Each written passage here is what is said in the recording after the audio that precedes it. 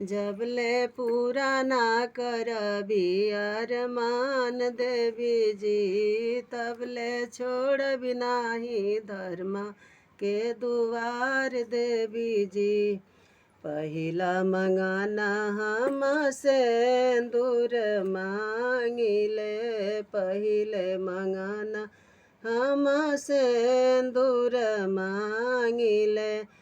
अमर कदी हमारो सोहाग देवी जी, जबले पूरा ना करबी अरमान देवी जी, तबले छोड़बी नाही धर्म के दुआर देवी जी। दूसरा मंगाना हम बालक मांगिले, दूसरा मंगाना हम बालक मांगिले। अमर कदी गोद के बालकवा देवी जी, जबले पूरा ना करबी अरमान देवी जी, तबले छोड़बी नाही धर्म के दुआर देवी जी।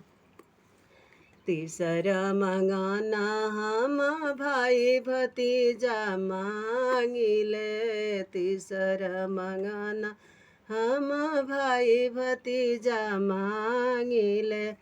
अमर कदी भाई से भतीजवा देवी जी, जबले पूरा ना करबी अरमान देवी जी, तबले छोड़बी नाही धर्म के दुआर देवी जी।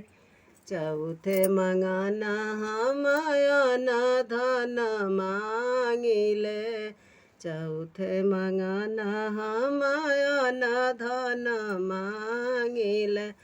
धनवा से भर दी हमर भंडार देवी जी, जबले पूरा ना करबी अरमान देवी जी, तबले छोड़बी नाही धर्म के दुआर देवी जी। जबले पूरा ना करबी अरमान देवी जी, तबले छोड़बी नाही धर्म के दुआर देवी जी।